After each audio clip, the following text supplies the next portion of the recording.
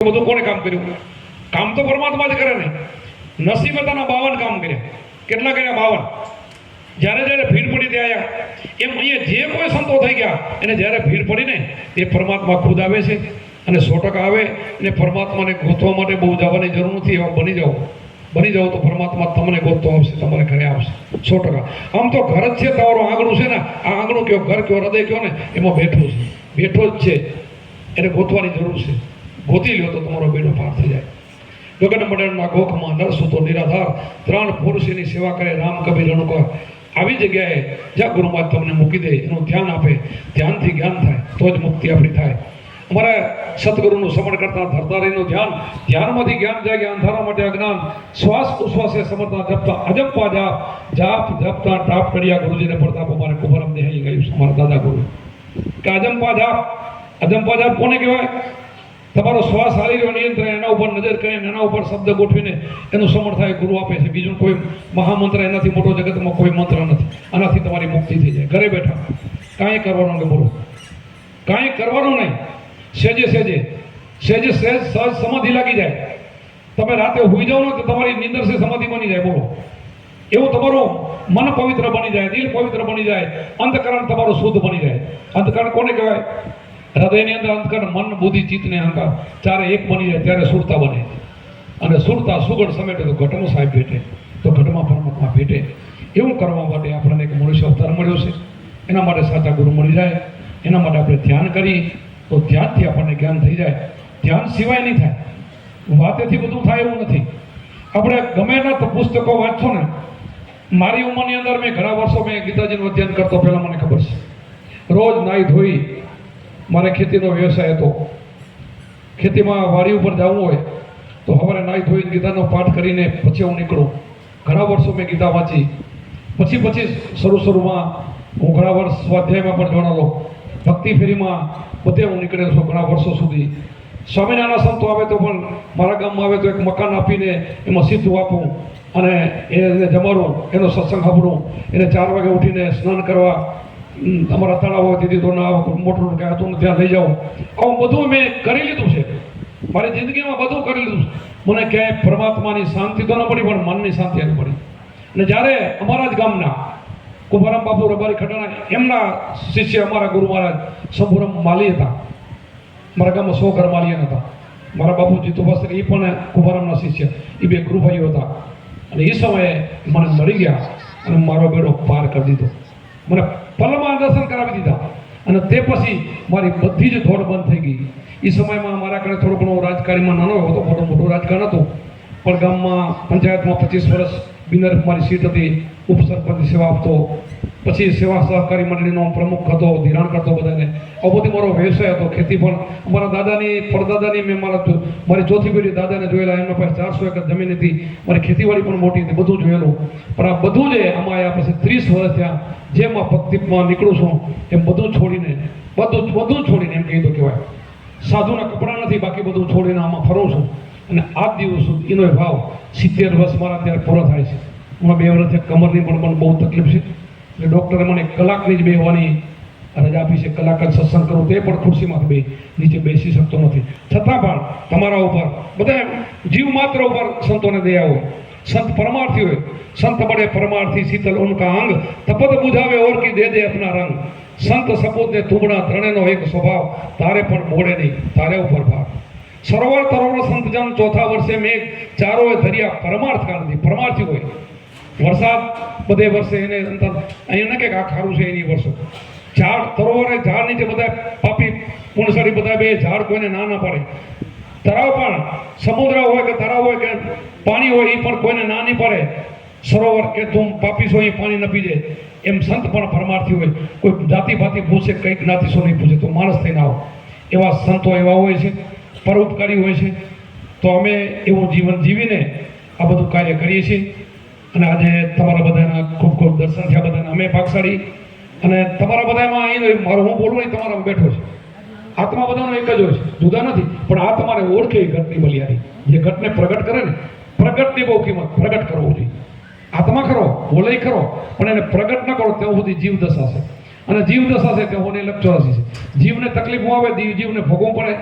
આ તમારા ઘરમાં આવી જાય, આત્માની ઓળખ થઈ જાય તો એને ભોગવટો બધું બંધ થઈ જાય, એમાંથી મુક્તિ થઈ જાય. એટલે આત્માની ઓળખ કરી લેવી જોઈએ, વહેલી તકે કરી લેવી જોઈએ, જેમ બને એમ. આપણે સમય ન કાઢતા બીજું બધું કરો એની ના નથી.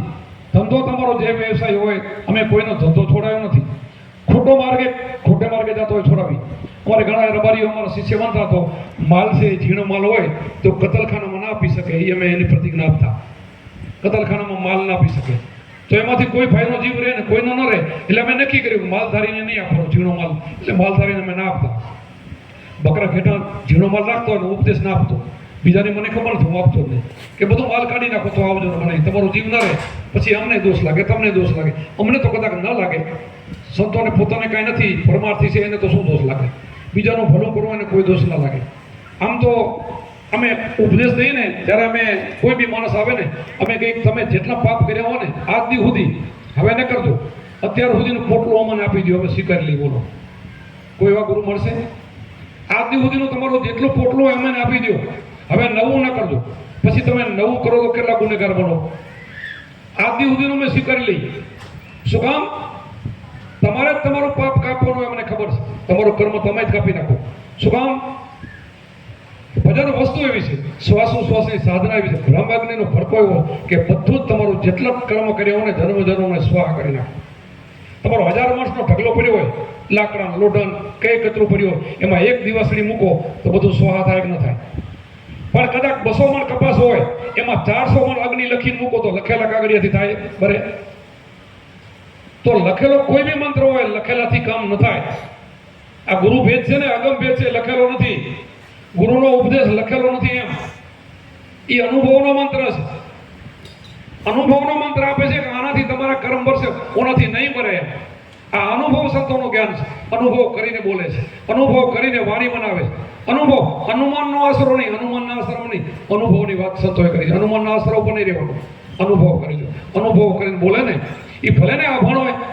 અમારા સંતો અભણ હતા, બિલકુલ શાસ્ત્ર ભણેલા હતા, પણ 4 વેદ ભણી ગયા. બોલો 4 વેદ. 4 વેદનો નિચોડ શું આવે? 1 મહિનો વાંચો તો 1 વેદ વંચાય લે, ગમે એ વેદ હોય.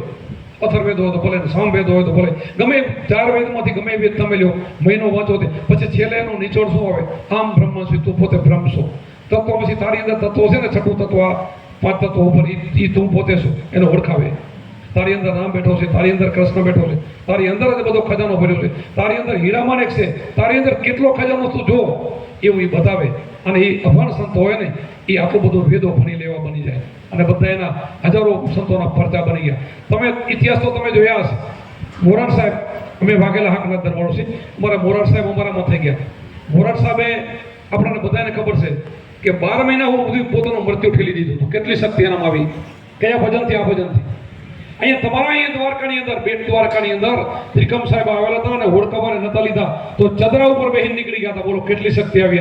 આ ભજનમાં કેટલી શક્તિ છે! એમ આ તમે જાણો તો ખબર પડે કે આમાં શક્તિ કેટલી છે. એમ તમે આ શક્તિને અનુભવો તો તમને ખબર પડે કે માણસ માત્રની અંદર કેટલી શક્તિ પડી છે. આપણે એમને ખોઈ નાખી શક્તિને, આપણને ખબર નથી પડતી. આપણી અંદર શક્તિ પડેલી છે પણ આપણે એની તરફ જોતા નથી. આપણે બહાર દોડવામાં આપણી જિંદગી નીકળી જાય છે અને બહાર કાંઈ મળતું નથી. બહાર ન મળેનું કારણ કે ખુદ પોતે એમ કહે છે કે હું તમારા હૃદયમાં બેઠો છું. આપણે હૃદય અમે જોતા નથી. ખુદ કે તો આપણે ના માની. બોલો, ખુદ કૃષ્ણ રામ કે એનું તો આપણે માનવું જોઈએ. એને માની છે, એને માની એટલે દર્શન કરવા દે, પણ એનું થોડુંક માનવું જોઈએ. એને માની એનું માનવું જોઈએ. પણ સીતા ગીતાજીમાં, આખી ગીતામાં જ્ઞાન લખેલું છે, આપણે એને માનવું તો જોઈએ. દર્શન કરવા એમાં નાની, રોજ દર્શન કરવા જોઈએ. પરમાત્માનું દર્શન ન કરી કોને કરી, પણ એમાં લખ્યું છે માનવું તો જોઈએ. એ કેમ આપણે માનવું જોઈએ? યોગ વશિષ્ઠ રમણ જો રામચંદ્રજી શું કહે આપણે માનવું જોઈએ, બધું માનવું જોઈએ. દર્શન તો હું તમને પવિત્ર ધામ છે, દર્શનને કોઈ સંતો ના પડે. દર્શન કરવા જોઈએ. દર્શન કરે તો તમે પાવન થાવ. એના અમે દ્રષ્ટિ કરો ને તો તમારી અંદર છે ને એમાં છે તમારામાં એ ખીલે. તમે સુગ્રોમાં જાય ને તો કૃષ્ણ ભગવાનની, પરમાત્મા રામની મૂર્તિ ખીલે, અને નુગરો જાય તો એ પણ ખીલે નહીં. નુગરામાં ને સુગ્રામાં આટલો તફાવત હોય છે. ઓનામાં સમજદારી છે, ઓનામાં અસમજદારી છે. આ સમજે છે, એ સમજીને જાય છે. જગત વગર સમજે. જગત શું કામ જાય? હું બીજો શબ્દ ખોટો નહીં. જગત કાંક માંગવા માટે જાય, સંતો માંગવા માટે જતા નથી. સંતો તો સમજે છે ભગવાન પરમાત્મા તે મને માણસનો જન્મ આપ્યો, તે શું મને આપ્યું નથી, કોઈ કમી નથી રાખી. બસ અમારા ઉપર અમી દ્રષ્ટિ રાખજે, મારા ભેગો રહેજે, મારા હૃદયમાં રહેજે, એવી માંગણી કરે. તો જગતની માંગણી કંઈક બીજી હોય. તો જગતમાં અને ભગતમાં આખો ફરક હોય, એનો જીવનમાં જ ફરક હોય. બીજે ગુરુ કર્યા પછી એના બીજી ભાત પડી જાય, એની ભાત જ બદલી જાય, બીજો બની જાય. જે સંતો બની ગયા ને તમે જો કેવા બની ગયા છે. એ સહન એ કરે, કોઈ કહે તો સહન કરવાની એનામાં તાકાત હોય, સહન કરે એટલે એનામાં શક્તિ હોય. બધા સંતો એક બે નહીં, સાચા સંતો છે ને એ સહન કરે, એ સમજે છે કે બોલેલું અજ્ઞાની છે પણ એ ભલેને જ્ઞાન નથી પણ પરમાત્મા તો એમાં છે, એમ કરીને હાલતો થઈ જાય. એક વખત એક ગામની અંદર કબીર સાહેબને એક અજળ માણસ સામો આવ્યો, અજ્ઞાની. અને કબીર સાહેબને કે ઉભા રહ્યો મારે તમારું થોડુંક કામ છે. ઉભા રહી ગયા કે તમે બહુ જાણો છો, બહુ તમે ત્રિકાળ જ્ઞાની છો, તમને બધી ખબર પડે, તમે તો ભગવાન છો, બધાનું કહી દો. તો મારું એક કહી દો. તો કે ભાઈ એવી તો મને ખબર ન પડે, હું તો ભજન કરું છું, પરમાત્માનું ભજન કરું છું, મને બીજી ખબર નથી. તો કે ના, હું આ લાકડીની તમને ક્યાં આડી કહી દો, કે આ લાકડીની તમને ક્યાં આડી, માથામાં પગમાં. તો કબીર સાહેબ મૂંઝાણા નહીં, પ્રેમથી જવાબ દીધો કે હું જ્ઞાનીનો ગુરુ, અજ્ઞાનીનો દાસ. હું તો જ્ઞાનીનો ગુરુ, એને અજ્ઞાની કહી દીધું. હું જ્ઞાનીનો ગુરુ, અજ્ઞાનીનો દાસ. તે ઉપર લાકડીનો મોજોનો હાથ તારે પગે લાગુ. બોલો. તો બોલો હાલ નહીં કર્યું, કાંઈ નહીં સમજી ગયું. અજ્ઞાનીએ કીધું હું તો જ્ઞાની અને ગુરુ, અગ્નિનો દાસ. તે ઉપર એમ અજ્ઞાની આપણને કોઈ મળે તો સંત એવો હોય. આપણા ઘણા સંતોના દાખલા છે, એક બે ના નહીં. આપણે બધાને બધી શાસ્ત્રો તો તમે માનતા હો. આપણે એકનાથ ભાગવત ઘણા વાંચી હશે. એકનાથનો નિયમ હતો, ગંગાજી સ્નાન કરવા જતો. એક અજ્ઞાની આવ્યો પરીક્ષા કરવા કે આને મનને માર્યું છે કે એમને ફરે રહ્યો. તો માથે નાહીને આવતા હતા સમય થૂક્યા, માથે ભાઈ થૂક્યો એટલે પગે લાગીને રવાનો થયો. ફરી નાહીને ભર્યો, ઉભો રહ્યો, બીજી વાર નીકળ્યા, બીજી વાર થૂક્યો. એવા 6-7 વાર થૂક્યો, 6-7 વાર નવા ગયા. પછી એનું હૃદય ભરાઈ ગયું, એનું બધું પાપ હતું ને નીકળી ગયું મારું. અને પગ પકડ્યા, પ્રભુ કે 6-7 વખત હું તમારા માથે થૂક્યો અને પગે લાગીને પાછા સ્નાન કરવા ગયા, તો મને માફ કરી દો. તો કે પણ માફ શું કરો, તે તો મને 7 વાર ન વરાયો. કે ગંગાજીમાં તું તો મહાન છો, કે આમ તો રોજ 1 વાર જાઉં, 7 વાર તે મારું સ્નાન કરે. આવા સંતો આપણા હોય છે. અને સંતો બની જાય, કોણ બનાવે? એના ઉપર સદગુરુનો હાથ હોય. સદગુરુને એવા બનાવે છે, મન મારી નાખે, મને એનું મરી જાય.